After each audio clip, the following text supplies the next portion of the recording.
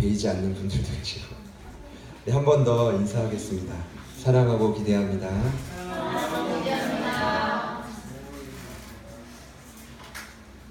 여러 가지 시험을 당할 때 온전히 기쁘게 여기라. 인내를 온전히 이루라.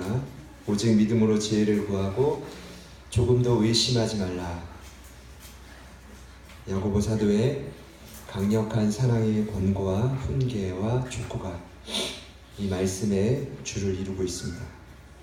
이 편지를 처음 읽는 흩어진 유대인들, 1세기 당시에 유대인들은 약 600만에 다다랐습니다. 그 중에 480만이 디아스포라 흩어진 유대인이었으니까 얼마나 그들이 힘들고 어려웠는지는 이 숫자만 봐도 저희가 알 수 있습니다. 그 중에 디아스포라 중에 기독교인들에게 오늘 야고보 사도가 이런 이야기를 하고 있는 것입니다. 그들의 상황을 너무나 잘 알고 꿰뚫고 있었던 영적인 거장의 편지가 야고보입니다. 시험을 당하여 고난의 한 중앙에 있던 그들에게 어쩌면 그들은 앞으로 더욱 큰 핍박이 기다리고 있다는 애언까지 받고 있었습니다. 여러분, 이런 겁니다. 지금 상황도 힘든데 앞으로는 더 힘들 것이야 라는 애언을 그 1세기에 흩어진 그리스도인들이 받고 있었다는 것입니다. 여러분, 이런 상황에서 기뻐할 수 있겠습니까? 여러분 같으면 인내를 온전히 이루고 주님을 의지하는데 의심 없이 의지할 수 있겠습니까? 여러분, 저는 이것이 바로 기독교에서 말하는 큰 역설이라고 생각합니다. 온전히 기쁘게 인내를 온전히 이루라. 의심하지 말라. 이는 너희로 온전하고 구비하여 조금도 부족함이 없게 하려 함이라.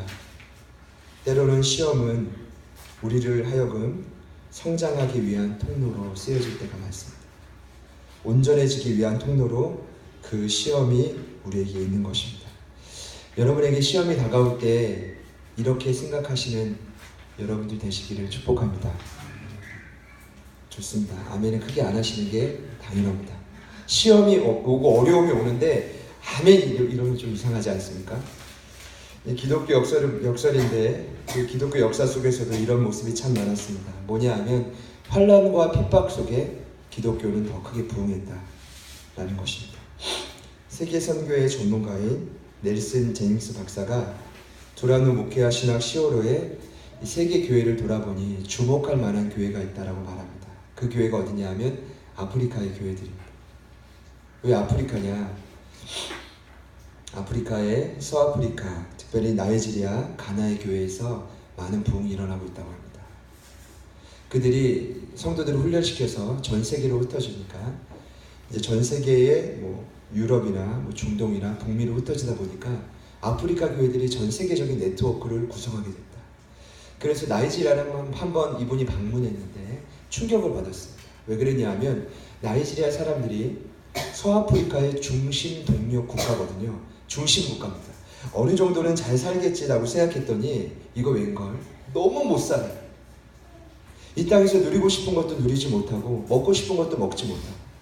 그런데 더 놀라운 거 뭐냐 하면 그렇게 누리지 못하는데 기독교는 그 나이지리아에서 크게 부흥하고 있다는 거. 이상하지 않습니까? 초대교회 예루살렘 교회를 보더라도 동일합니다. 외적으로 로마인들의 핍박이 있었어요. 로마인들은 그 당시 1세기에 외부에 있는 종교들을 다 인정해줬습니다. 혼합 종교를 인정했어요. 그런데 왜 유독히 개신교인들, 기독교인들은 핍박이 있을까요? 기독교인들이 특별했어요. 윤리적인 가치가 아주 뛰어났습니다. 로마가 자랑했던 것 중에 하나가 뭐냐면 성문화입니다. 나중에 동성애까지 유행했는데 그러다 망했죠. 기독교인들은 너무 깨끗해요. 그러니까 이 신흥 종교들을 그냥 보고 싶지가 않은 겁니다. 또 하나, 유일신을 강조하다 보니까 로마의 황제를 왕이라 인정하지 않아요. 가만두지 않았습니다. 더 나아가서 유대인들은 안식일이 아니라 당시에 로스데이라고 하는 부활한 주의 날을 지키는 율법이 아닌 새로운 법을 지키는 기독교인들을 눈에 가시처럼 여겼습니다. 잘 봐요. 초대 예루살렘 교회 성경을 보면 날마다 믿는 자의 숫자가 증가했다라고 말합니다. 그런데 편안한 시대였습니까? 아닙니다. 핍박은 내외적으로 아주 심각했습니다. 저와 여러분들에게 시험이 이 시대에 더 크게 다가오고 있다면 여러분 이렇게 아시면 돼요. 하나님이 지금 내 삶에 부흥을 주길 원하시는구나. 하나님이 지금 나를 온전히 연단하기를 원하시는구나. 믿으시는 분들만 아멘 해봅시다. 제가 지난 2차례에 걸쳐 이런 말씀 드렸죠. 시험이 찾아올 때 야고보 사도가 대처할 수 있는 방법을 가르쳐줍니다. 첫 번째, 인내를 온전히 이루라. 두 번째, 지혜를 구하되 조금도 의심하지 말라. 송구 영신 예배 때 이런 말씀 드렸습니다. 첫 예배인데 제가 이런 말씀 드렸어요. 시험이 2016년도에 또다시 찾아온다. 더 크게 찾아온다. 그렇기 때문에 우리의 삶에 그 어려움을 대처할 수 있는 지혜가 필요하다. 구했다면 의심하지 말아라. 이것이 핵심이었습니다. 그런데 오늘 야고보 사도는 더 나아가서 시험을 인내하면 참으면 복이 있다라고 말합니다. 저는 오늘 이 말씀을 묵상하다가 이 말씀이 생각났습니다. 마태복음 5장의 예수님의 팔복입니다. 제가 한번 말씀드려볼게요. 12절에도 나와 있죠. 시험을 참는 자는 복이 있나니. 아멘. 마태복음 5장에 온유한 자는 복이 있나니, 애통하는 자는 복이 있나니, 심령이 가난한 자는 복이 있나니. 여러분 어떤 말씀이 생각납니까? 저는 오늘 1장 12절 말씀을 준비하고 묵상하다가 마태복음 5장의 팔복이 생각이 났습니다. 예수님이 공생의 첫 번째 사역을 하실 때 무슨 얘기하신지 아십니까? 복에 관한 말씀이 있습니다. 저희가 새해가 됐을 때 무슨 인사했습니까? 네. 뭐였습니까? 새해 복 많이 받으세요. 저희만 합니까? 세상 사람들이 다 합니다. 왠지 아시죠? 복이라는 단어는 2000년 전이나 지금이나 누구나 좋아. 그런데 아마 오늘날 사람들이 생각하는 그 복의 개념은 이런 개념일 겁니다. 세상에서 조금 더 많은 것을 누리는 거예요. 나뿐만 아니라 여러분도 그런 걱정하십니까? 내 자식 때 조금이라도 더 편안하게 살려면 물려줘야 돼요. 아껴야 돼요. 가진 것이 없어도 부모의 마음은 더 많은 것을 더 편안하게 물려주고 싶지 않습니까? 내가 했던 고생을 시키고 싶지 않잖아요. 저만 그럽니까? 그래서 저축도 하고 아이들 이름으로 청약도 들고 그러지 않습니까? 저만 그럽니까? 이런 복을 원할 겁니다. 그런데 이런 복의 개념은 죄송합니다만 오늘 야고보가 말하는 복의 개념과 전혀 달라요. 세상 사람들이 생각하는 복의 개념은 어쩌면 구약시대에 강조했던 복의 개념. 이 구약시대의 복의 개념은 어디서 잘 나오냐 하면 요한복음 3장을 보시면 기독교 인문의 장이라고 합니다. 왜 그러냐 하면 니고데모라는 백성의 지도자가 밤에 예수님을 찾아가요. 그런데 그 백성의 지도자인 니고데모가 참 대단한 사람이었습니다. 니고데모, 헬라어 원어로 니카이데모스. 그 이름의 의미는 백성의 승리자입니다. 왜 그런지 알아요? 그는 이스라엘의 선생이었습니다. 한마디로 당시에 국회의원이었습니다. 그 당시 국회의원들은 사내들인 공회원의 회원이라고 합니다. 사내들인 공회원의 회원은 당시에 정치와 군사와 사법과 종교권 다 가진 그런 기관이었습니다. 최고였죠. 여기 들어가면 인생이 피는 거예요. 들어갈 수 있으려면 어떤 조건을 갖춰야 되느냐? 제가 말씀드립니다. 유대인의 정통에 해박해야 된다. 랍비의 문학에 해박해야 된다. 육체로 도덕적으로 흠이 없어야 된다. 중년이어야 됐습니다. 나이가 40이 넘어야 됐고 그때 40이 넘으면 중년이라 했습니다. 올해로 40이 되신 분들 혹 또 계시죠? 중년이 되신 것입니다. 죄송합니다. 비난하려는 많이 하려서 키가 컸어야 됐습니다. 당시에 못 먹어서 키가 다들 죄송합니다. 짱딸만 했다. 근데 키가 컸어야 됐어요. 잘생겨야 됐습니다. 자녀 중에 반드시 아들이 있어야 됐습니다. 외국어, 의학, 수학, 천문학 당시의 우상에 대해 아주 명철해야 됐습니다. 겸손해야 됐습니다. 신중해야 됐습니다. 죄를 멀리했어야 됐습니다. 심지어 주변인들에게 겸손을 받아서 투표를 해야 됐습니다. 그래야 살해드린 공회원 71명 중에 한 명이 될 수 있어요. 그 71명이 600만을 다스리는 거예요. 이해되십니까? 제사장 24명, 장로 24명, 학자 서기관 22명, 대제사장 1명, 도합 71명 중에 한 명이 누구였습니까? 니고데모, 니카이데모스, 백성의 승리자였습니다. 그러나 그런 자랄지라도 여러분 잘 봐요. 요한복음 3장을 보면 밤에 예수님을 찾아갑니다. 왜 찾아갔을까요? 삶의 만족이 없었습니다. 구원의 확신이 없었습니다. 중생의 비밀을 깨닫지 못했습니다. 이것이 인간입니다. 구원을 받아서 하나님의 인재가 그에게 없었습니다. 예수님은 그에게 모든 것을 다 가졌지만 한 가지를 갖지 못했다. 그게 바로 인생의 구원입니다. 저는 믿습니다. 여러분에게 복은 어떤 개념이십니까? 한번 해볼까요? 새해 복 많이 받으세요. 옆에 있는 분들에게 해봅시다. 새해 복 많이 받으세요. 여러분이 생각하는 복의 개념은 무엇입니까? 팔복에 이렇게 나오죠. 심령이 가난한 자, 애통하는 자, 온유한 자, 의에 줄이고 목마른 자, 긍휼히 여기는 자, 마음이 청결한 자, 화평하게 하는 자. 마지막에 뭡니까? 의를 위하여 박해를 받은 자가 복이 있다. 이것이 바로 구약의 개념의 복이 아니라 예수님이 말하는 복의 개념입니다. 제가 왜 이 말씀을 드리는지 아십니까? 예수님이 첫 번째 이 말씀을 전하실 때 그 자리에 누가 있었겠습니까? 수많은 인파들이 있었고 제자들이 있었고 오늘 이 말씀의 저자인 예수님의 친동생 야고보도 그 자리에 있었을 것이다. 시험을 참는 자는 복이 있다. 믿으십니까? 아직까지도 야 이게 뭐냐.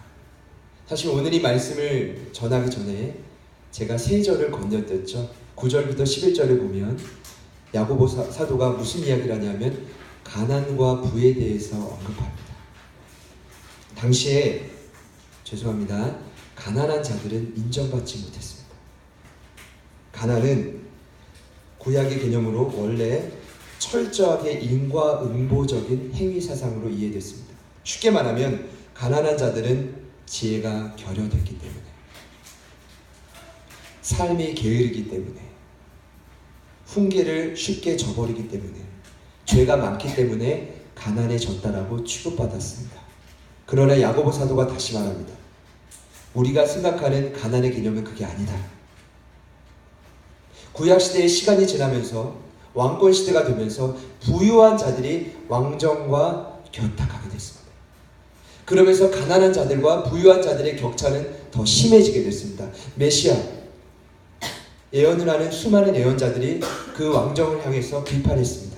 그러면서 가난한 자들은 더 이상 세상을 의지할 것이 없었습니다. 의지의 대상은 하나님밖에 없었습니다. 그래서 구했습니다. 하나님, 나의 피난처가 되어주십시오. 하나님, 나는 세상에 기댈 것이 없기 때문에 전적으로 하나님을 의지합니다. 오늘 야고보 사도가 이 말씀을 하기 전에 무슨 이야기를 했냐면 이것입니다. 세상의 부와 명예는 풀의 아름다운 꽃처럼 언젠가는 쇠잔한다는 것입니다. 이 땅에서 누리는 복은 언젠가는 사라진다는 것입니다. 그러면서 말하는 거죠. 진정한 복이 무엇이냐? 그 진정한 복의 개념은 시험을 인내하는 것이다. 시험을 참는 것이다. 믿으십니까? 여러분, 우리 교회 장점이 있습니다. 절대로 묻어가지 않은 것입니다. 아직까지도 나는 시험 오는 게 싫다. 도대체 왜 시험을 인내하라고만 하냐? 그 원인이 나에게만 있냐? 이 시간 이 예배를 지켜보는 하나님께도 있지 않냐? 라고 생각하시는 분들이 이 자리에도 계신 것 같습니다. 어쩌겠습니까? 오늘 이 말씀을 전하는 저에게도 부담감이 있습니다.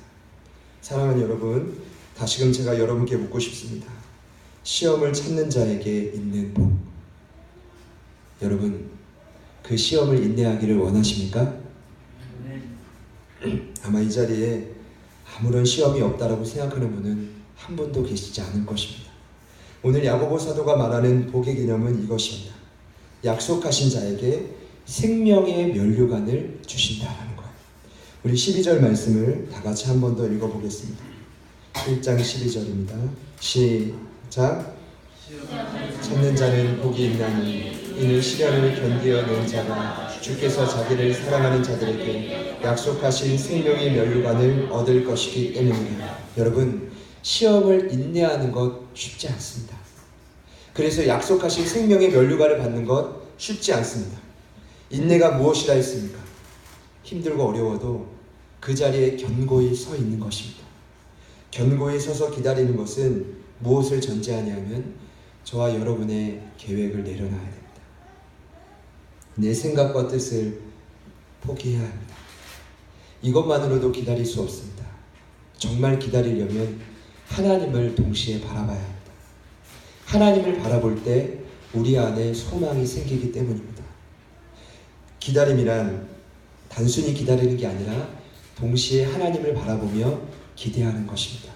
저는 인내라는 단어를 기다림과 소망과 기대다 이렇게 말씀드렸습니다. 여러분 기억나십니까? 괜찮습니다. 아주 좋습니다. 인내는 견고히 서서 기다리는 것뿐만 아니라 이 휘포모네라는 단어 자체가 무언가를 기대한다는 의미가 있습니다. 여러분 그냥 무조건 참으라고 하면 참을 수 있습니까? 이 어려움이 찾아오는데 그냥 인내해. 그럼 가능합니까? 신앙인들의 인내는 견고히 서서 하나님을 바라보며 기대하는 것입니다. 그때 소망이 회복되는 것이죠. 그런 자들에게 오늘 야고보 사도가 말합니다. 무엇이라 말합니까? 약속하신 생명의 면류관이 너에게 있다라는 것입니다. 갑자기 왜 면류관 이야기냐? 제가 잠시 설명드리겠습니다. 당시의 면류관은 이럴 때 쓰였습니다. 첫 번째는 행복, 축복의 상징이었습니다. 1세기에도 남녀가 결혼할 때 이 아내 되는 사람들에게 면류관을 씌워줬습니다. 그걸 우리는 월계관이라고 말하죠. 그걸 쓰는 신자가 아니죠. 신부들은 굉장한 축복과 인정을 받으면서 식장으로 들어갑니다. 또 이 면류관은 언제 쓰여졌냐면 운동성 선수들이 당시의 경기에서 승리를 할 때 월계관으로 쓰여졌습니다. 네 실력이 탁월하다, 뛰어나다라는 것을 인정해주는 의미로 주었습니다. 세 번째는 왕권을 상징했습니다. 왕위에 오른 자들에게 반드시 황제나 왕에게는 금으로 만든 면류관을 씌워줬습니다. 네 번째로 간혹 주변에서 존경과 이 지혜의 상징으로서 이 면류관을 씌워줬다고 합니다. 그러니까 정말 존경하는 사람들에게, 영적인 아비들에게 이 면류관을 씌워줬다. 제가 보니까 면류관 수요에 공통점이 있다면 누군가에게 인정을 받는 것. 이해되십니까? 새로운 출발하는 자에게 기쁘게 살아라 인정해 주는 거죠. 어느 순위에 오른 자들에게 너는 그만큼 실력이 된다 인정해 주는 겁니다. 우리 야고보 사도가 말하는 생명의 면류관의 개념이 이런 것입니다.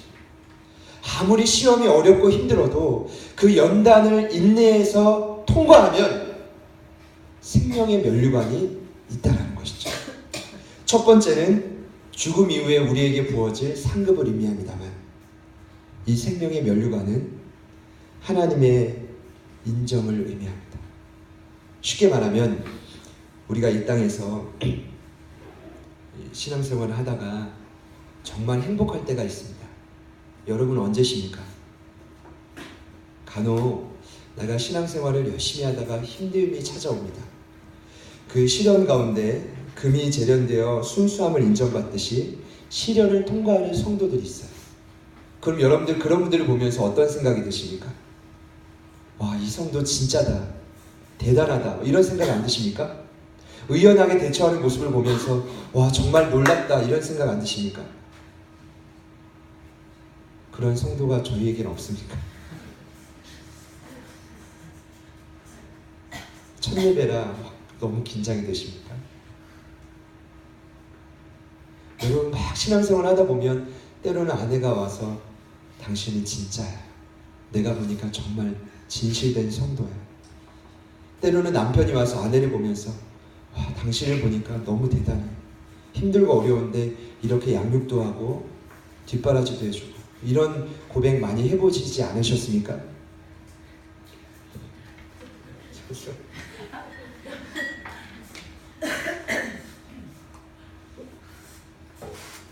목이 타들어가는 이유.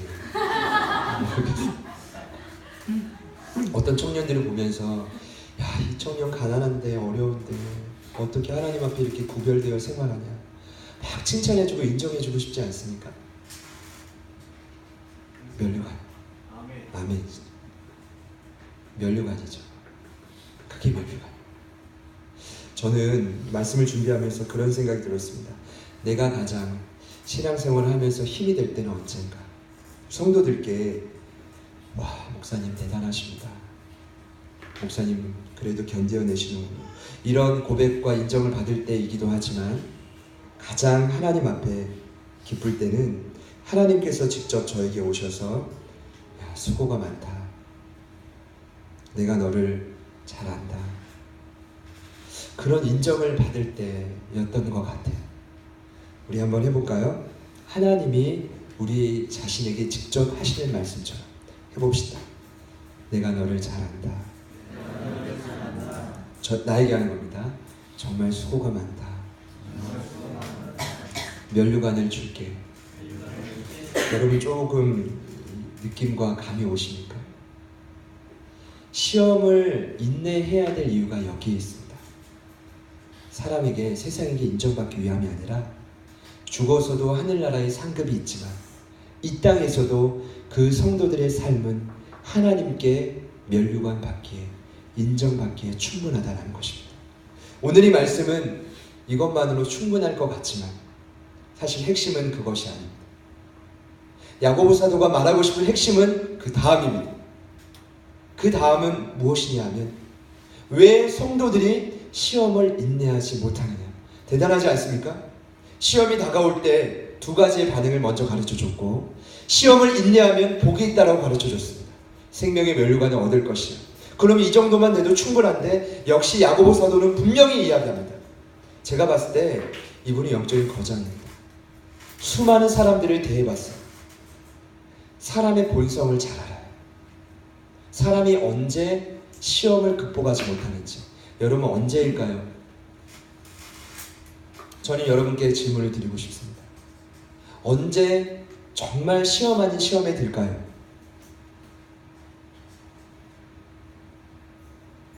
여러분 놀라시면 안 됩니다. 성도들이 시험에 정말 들 때는 그 시험이 하나님께로부터 왔다라고 생각할 때. 죄송합니다만 그것이 가장 큰 신앙의 오해이며 비진리이며 착각입니다. 제가요 그래도 많은 성도들과 이렇게 대화를 해봤습니다. 상담도 해봤고 나름대로 훈련도 하고 있지만 정말 당황스러울 때가 언제냐 하면 대화를 하다가 본인에게 찾아온 시험이 하나님께로부터 왔다라고 말하고 있는 성도들을 만날 때, 아니 목사님 제가 이렇게 기도했고 이렇게 사인을 달라고 하나님 앞에 구했대요 먼저. 근데 하나님은 그렇게 응답하지 않았대요. 제가 봤을 때는 답답한 겁니다. 속이 터지는 겁니다. 하나님이 이미 사인을 주셨는데 자기 틀 안에서 하나님이 사인을 주시지 않으면 하나님의 응답이 없다는 겁니다. 여러분 그때 사단이 역사하는 것입니다. 여러분 그때 사단이 그 틈을 노리는 것입니다.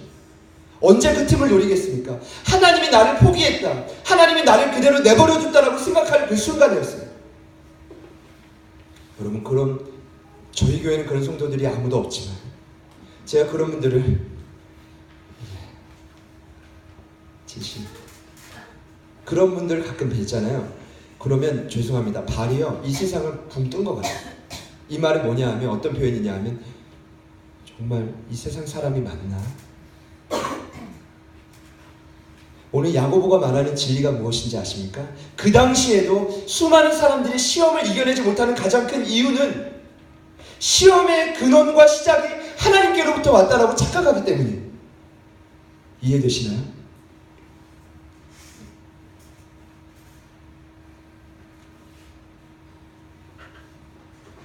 진리는 많은 사람들이 다 인정하는 것입니다. 특별한 케이스가 아닙니다. 여러분 잘 봐요. 제가 신대원 공부 그 이후에 학업을 하면서 느꼈던 것은 이겁니다. 단순한데 글쓰기를 오래 한 사람들의 글을 보면 탁월합니다. 그 글의 실력을 따라가기가 어려워요. 기도를 하루에 1시간 이상씩 꾸준히 한 분들을 만나잖아요. 기도의 능력이 있어요. 들어보면 알죠? 말씀을 하루에 1시간 이상씩 30분이라도 꾸준히 묵상하잖아요. 그럼 그 말씀을 보는 눈이 활짝 열리죠. 제가 뭘 말씀드리는지 아십니까? 진리는 불변하는 것. 하나님이 초월적인 하나님이시기도 하지만 이 땅의 것을 무시하는 분이 아니십니다. 노력하면 심은 대로 거두게 하시는 분이 그분이십니다. 믿으십니까? 하나님이 야고보 사도를 통해서 지금 성도들에게 가르쳐주는 진리가 무엇인지 아십니까? 제가 말씀드릴게요. 하나님은 악에게 시험을 받지도 아니하시고 친히 아무도 시험하지 않는다. 더 나아가서 오직 각 사람이 시험을 받는 이유는 자기 욕심에 끌려 미혹 때문이에요. 욕심이 무엇입니까? 충동, 욕망, 그 안에 끊임없이 일어나는 갈망, 탐심. 이것이야말로 자기 자신을 어디까지 끌어가냐? 미혹하는 데까지 끌어간다. 미혹이 뭡니까? 유혹이 이미 넘어지고. 아마 이 편지를 처음 읽는 사람들의 상태가 충격이었을 겁니다. 왜냐? 당신이 핍박을 받아서 흩어진 이유가 하나님의 시험과 연단이라 생각했기 때문이죠. 아니, 성도들이 처한 그 시험의 가장 중요한 이유는 자기 욕심 때문이었습니다. 그 욕심이 잉태하여 죄를 만듭니다. 여기서 말하는 죄는 하마르티아, 관역에서 화살이 빗나간 것입니다. 한마디로 욕심 있는 사람의 특징은 그 안에 죄가 생겨나서 잘못된 인생, 헛된 인생, 꼬인 인생, 그 인생의 여정을 걸어가게 되어 있습니다. 그리고 마지막에 최후에는 그 죄는 그냥 두어도 성장하거든요. 막 자라나요. 그러다가 어떻게 되냐 하면 사망을 가져옵니다. 다시 한번요. 욕심이 잉태한 즉 죄를 낳고 죄가 장성한 즉 사망을 낳느니라. 한마디로 말씀드리죠. 우리가 시험을 받는 가장 큰 이유는 누구의 잘못 때문이 아닙니다. 바로 저와 여러분 안에 있는 욕심 때문입니다. 그 욕심의 마지막은 타나토스, 사나투라고 말하는데 사망입니다. 죽은 삶이에요. 제가 지난 크리스마스 때 이제 예배를 드리고 저희가 이제 노방 전도도 하고 막 그러지 않았습니까? 막 바삐 움직였기 때문에 당연히 전화를 못 받는 게 당연한데 저희 교회에서 파송받았던 현실 전도사가 전화가 왔었더라고요. 전화 못 받았죠. 그래가지고 잊혀져서 지났는데 시간이 지나고 이제 카톡이 왔어요. 아, 목사님 서운합니다. 이러고 한 거예요. 우와, 같이 있을 때는요, 제 옆에서 막 그런 말 한마디도 못했어요. 이제 전사로 나가더니, 와, 목사님 서운합니다. 제 전화는 이제 안 받으십니까? 나가는 사람들마다 이러니 제가 큰일이다. 개념을 잃어버리고 위치를 망각하게 되는 거예요.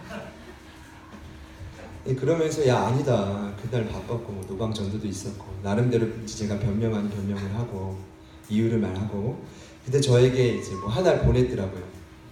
미안했는지 그 뚜레주류의 케이크권을 하나 이렇게 보냈어요. 요즘에는 핸드폰으로 잘 보내지 않습니까? 야, 이 센스 있네. 그러면서 제가 뚜레주를 갔죠. 마침 사장님이 계셨습니다. 12월 30일 수요일 저녁인데 그 케이크권을 이제 교환을 했는데 사은품으로 터닝 메카드를 줘요. 터닝 메카드인데 여러분 모르실 겁니다. 터닝 메카드가 뭐냐 하면 장난감 이름입니다. 장난감 요만한 거 요만한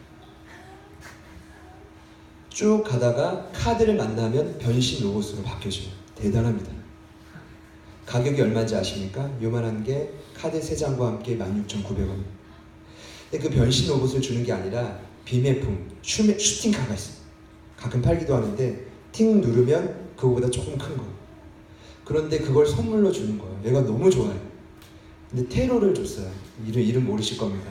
테로는 뭐냐면 초록색 공룡 모양. 근데 유온이가 그걸 받자마자 그걸 꺼냈던 박스로 다시 가가지고 테로를 두고 타나토스를 꺼냈습니다.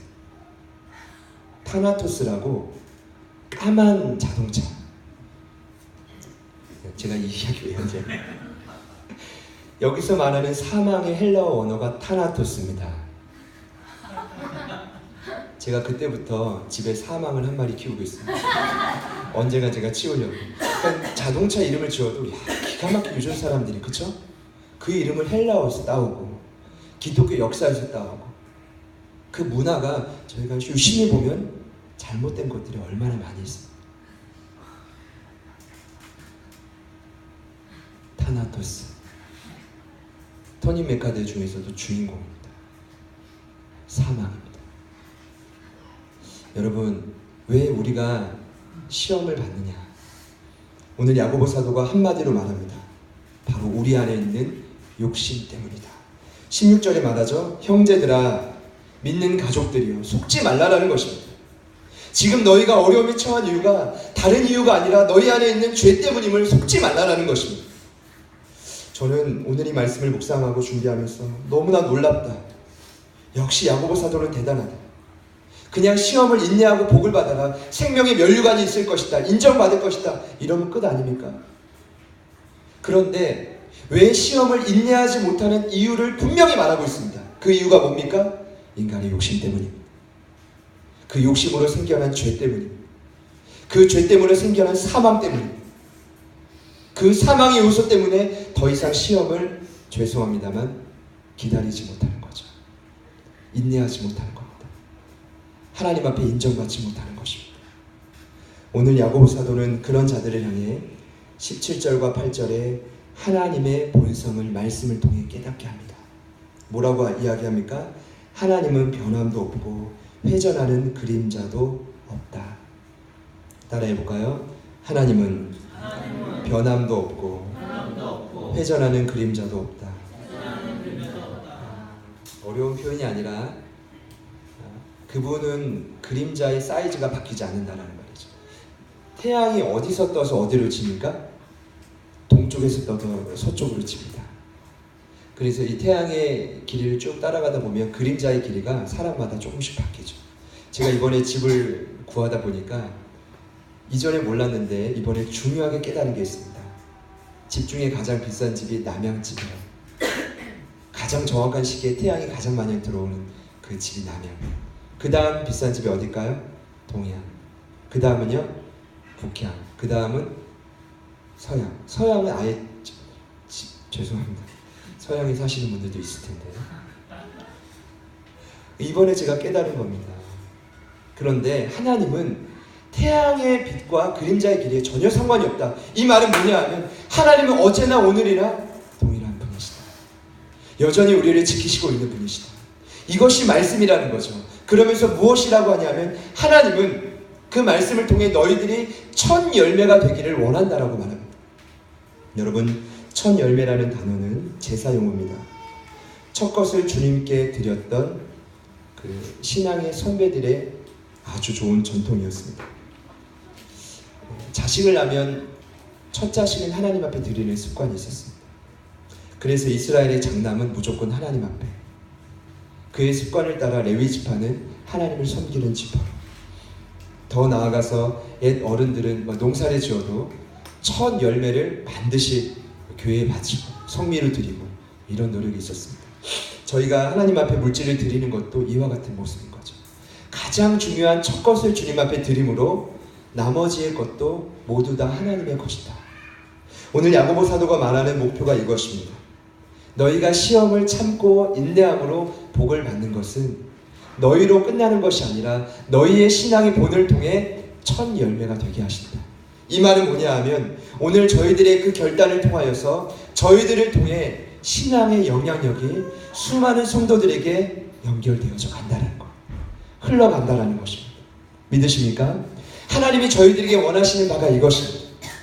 단순히 우리만 예수님을 잘 믿고 끝나는 것이 아니라 우리가 첫 열매로서 하나님 앞에 우리의 신앙을 지킬 때 하나님은 저희들을 통해 많은 영향력을 끼쳐가게 된다라는 것입니다. 하나님께서 이렇게 야고보 사도를 통해 말하고 있죠. 18절입니다. 그가 그 피조물 중에 우리로 한 철 열매가 되게 하시려고 자기의 뜻을 따라 진리의 말씀으로 우리를 낳으셨느니라. 아멘. 진짜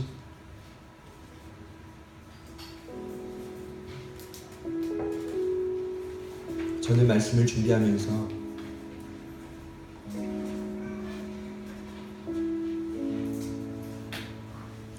우리 안에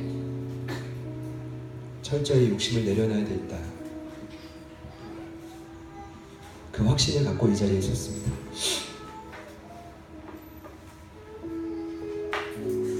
시험을 참는 자는 복이 있는데 왜 시험을 참지 못하느냐? 야고보 사도에 의하면 한마디로 저와 여러분 안에 있는 욕심 때문입니다. 그 욕심이 잉태하여 죄를 낳고 죄가 장성하여 사망에 이르게 하였습니다. 그리고 그 죄에 대한 끊임없는 욕심은 오늘 야고보 사도에 의하면 하나님의 말씀으로 가려워져야 됩니다. 하나님의 말씀으로 회복되어져야 됩니다. 여러분, 그럴 준비가 되어 있으십니까? 그런 결단을 하실 수 있으시겠습니까? 먼저는 내 안에 죄 때문에 이런 시험이 왔다라고 인정할 수 있겠습니까? 정말이십니까? 제가 이번에 말씀 뽑기 저희 하지 않았습니까?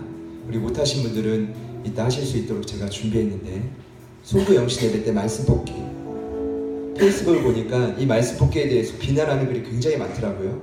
일단 성도들이 뽑는 그 말씀은 좋은 구절만 갖다 놨다는 거, 나쁜 게 있겠냐고. 저는 그렇게 생각하지 않습니다.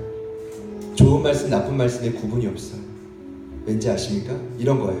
예를 든다면 오직 여호와를 앙망하는 자는 새 힘을 얻으리니, 누군가 이 말씀을 뽑았다면 우와 새 힘을 얻겠다, 이게 아니라 지금 당신은 여호와를 앙망하고 있지 못하다라는 말이에요. 죄송합니다. 누가 뽑으셨는지 저희 기억이 안 납니다. 기억이 날 때도 있습니다. 거짓말하면 안 되죠. 혜란 집사님이셨나요? 네. 여호와를 앙망하라는 것입니다. 여호와를 송축하라, 이 말씀을 뽑으셨다면 언약의 하나님, 약속의 하나님을 의심하지 말고 신뢰하라는 말씀 아니겠습니까? 제가 말씀을 뽑고 그때 말씀드렸습니다. 빌립보서 4장 13절 제 말씀, 내게 능력 주시는 자 안에서 내가 모든 것을 할 수 있느니라. 야, 성도분들이 아멘해 주는데 저는 뜨끔했습니다. 왠지 아십니까? 빌립보서 말씀의 배경을 저는 잘 알아요. 이 말씀의 고백을 어디서 했는지 아십니까? 바울이 감옥에서 했어요. 죽으라는 거죠. 그 말씀을 하기 전에 웃으시는데,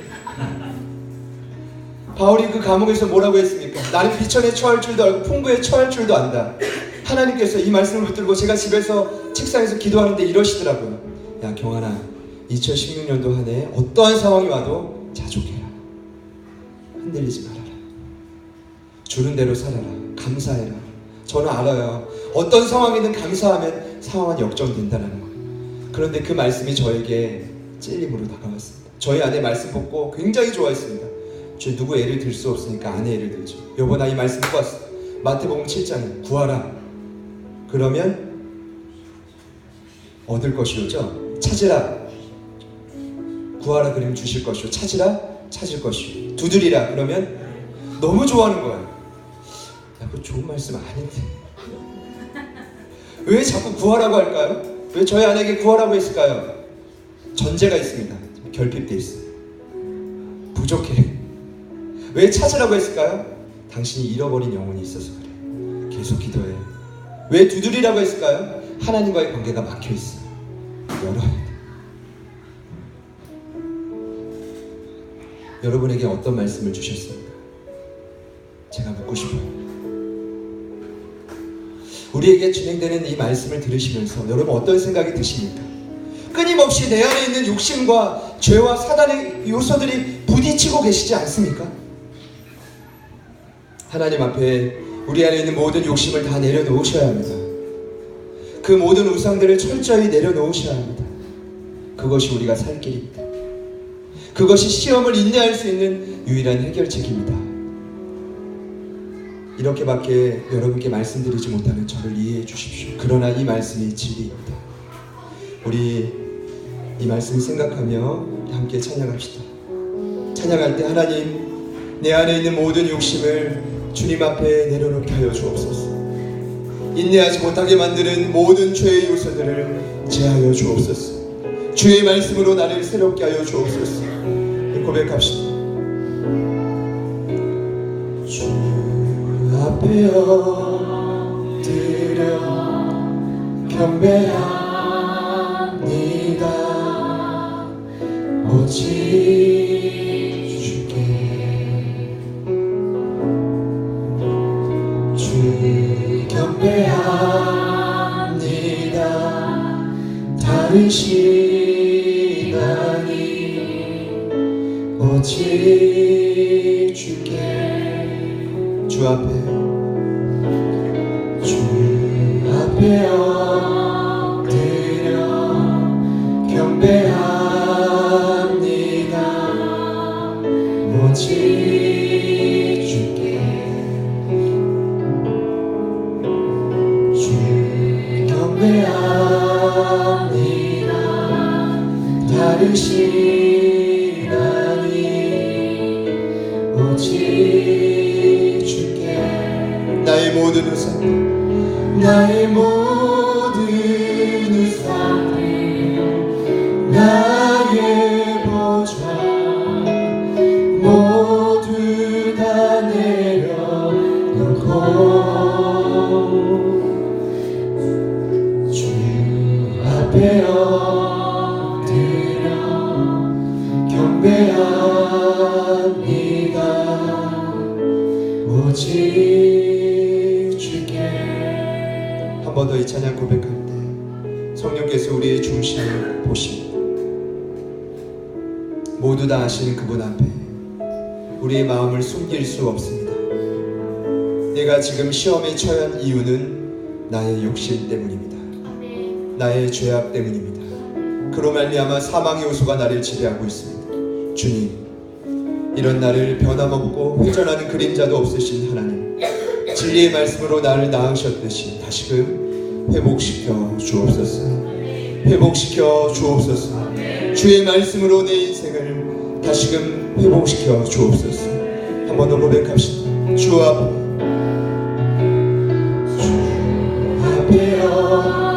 엎드려 경배합니다. 오직 주께 주 경배합니다. 다른 시간이 오직 주께 주 앞에 엎드려 주 앞에 엎드려 경배합니다. 오직 주께 주 경배합니다. 다른 시간이 오직 주께 나의 모든 우상들 나의 보좌 모두 다 내려놓고 나의 모든 우상들 나의 모든 우상들 나의 보좌 모두 다 내려 우리 전심으로 고백합시다. 나의 모든 우상들 나의 모든 우상들 나의 보좌 모두 다 내려놓고 주 앞에 엎드려 경배합니다. 오직 주께 오늘 이 편지를 쓰고 있는 영적인 거장이며 영적인 아비인 야고보의 특징이 있습니다. 영적인 거장들의 특징이 무엇인지 아십니까? 만만하게 봐서는 안 된다라는 것입니다. 오늘 성경을 통해 분명히 말하고 있지 않습니까? 진정으로 어느 정도 수준에 올라온 성도들이라 말하는 그들이 시험에 당하는 이유는 다른 이유가 아니다는 거예요. 바로 자기 욕심 때문이라는 것입니다. 이것을 분명히 짚어주고 있습니다. 그렇지만 야고보 사도는 그들을 포기하고 있지 않습니다. 사랑의 말로 권유하며 훈계하며 그들을 끊임없이 촉구하고 있습니다. 돌아와라, 인정해라. 그러면서 말하죠. 하나님은 변함없고 회전하는 그림자도 없고 진리의 말씀으로 너희를 낳았기 때문에 너는 첫 열매가 되어야 된다는 것입니다. 지금 주저앉을 수 없습니다. 시험이 와서 하나님 원망하고 주저앉으시겠습니까? 여기서 인생을 끝내시겠습니까? 사망의 요소로 나를 끝내시겠습니까? 그럴 수 없습니다. 인정하십시오. 첫 번째 예배이지만 이것이 말씀이고 복음의 진리라고 한다면 우리가 하나님 아버지 앞에 고백합시다. 하나님, 이런 한 달뿐만 아니라 2016년 새해 우리에게 찾아오는 모든 시험의 원인은 나에게 있었음을 고백합니다. 내 안에 있었음을 고백합니다. 내 욕심 때문이었음을 고백합니다. 주님이 죄를 용서하여 주옵소서. 우리 안에 있는 욕심을 제하여 주시옵소서. 우리 안에 끊임없이 죄를 잉타하는 그 충동과 욕망과 갈등을 주의 보혈로 씻어 주옵소서. 우리 시간 다 함께 기도하며 나아가실 때 주님의 은혜를 구합시다. 주님의 의를 구합시다. 하나님, 우리에게 다시금 기회를 주옵소서. 다시금 우리를 긍휼히 여겨 주옵소서. 우리 다같이 주님 이름 부르시고 간절히 한번 기도하며 나아갑니다. 주여, 사랑과 은혜가 풍성하신 하나님, 하나님 우리에게 다시금 기회를 주옵소서. 하나님 아버지 앞에 왜 시험을 당하는지 깨닫게 하여 주옵소서. 하나님, 왜 우리가 넘어지는지 깨닫게 하여 주옵소서. 하나님, 왜 우리가 넘어지고 사망의 요소가 하나님 죄악 가운데 쓰러지는지 깨닫게 하여 주옵소서. 주님 보게 하여 주옵소서. 하나님, 우리 안에 있는 보지 못했던 욕심들을 보게 하여 주옵소서.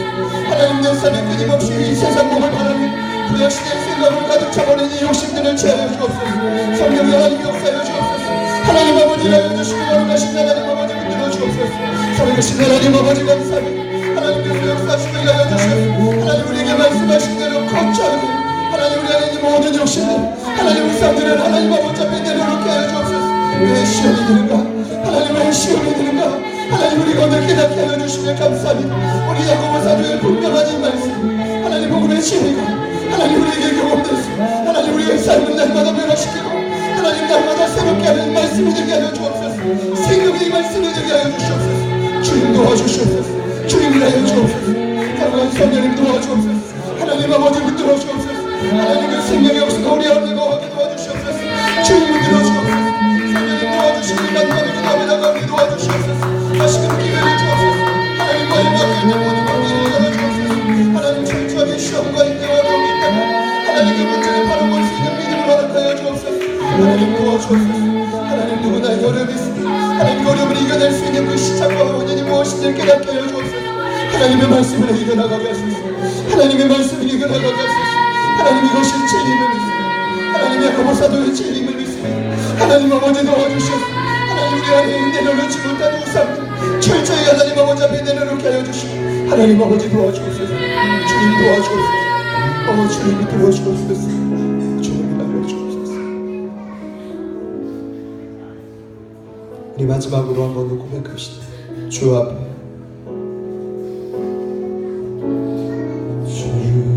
앞에 엎드려 경배합니다. 오직 주께 주 경배합니다. 다른 시간이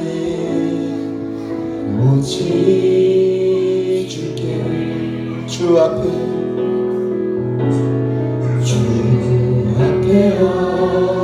엎드려 경배합니다. 오직 주께 주 경배합니다. 다른 시간이 오직 주께 나의 모든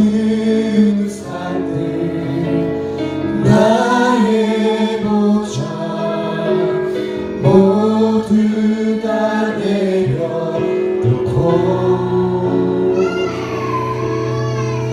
주 앞에 엎드려 경배합니다. 오직 주께. 하나님, 여전히 시험과 어려움이 찾아올 때, 내 삶에 생각지 못한 시련과 유혹이 찾아올 때 그 시험의 원인을 누군가로 돌렸습니다. 때로는 남편에게, 때로는 아내에게, 때로는 자녀 탓을 하며, 하지만 주님, 누군가의 잘못이 아니라 하나님께 원망을 드리는 것이 아니라 그 시험의 시작이 바로 내 안에 있었던 욕심 때문임을 이 시간 깨닫게 됩니다. 우리가 주님 앞에 고백합니다. 그 욕심을 따라 시험에 넘어지지 않기로 결단합니다. 야고보 사도의 이 중요한 지침 안에 우리가 이 한 해를, 또 이 한 주를 승리하며 살아갈 수 있도록 도와주시옵소서. 끊임없이 싸우는 죄와의 욕심, 하나님이 주신 그 말씀으로, 진리의 말씀으로 날마다 투쟁하며 이기는 저희가 되게 하여 주시옵소서. 각자가 흩어져 삶의 현장 가운데 더 이상 우리를 끊임없이 농락하고 넘어뜨리는 사단의 관계를 주님께서 막아주시고, 내 안에 그 문제를 깨닫고 언제나 주님만 의지하는 저희 모든 성도들 되게 하여 주옵소서. 감사합니다. 예수님의 이름으로 기도드립니다.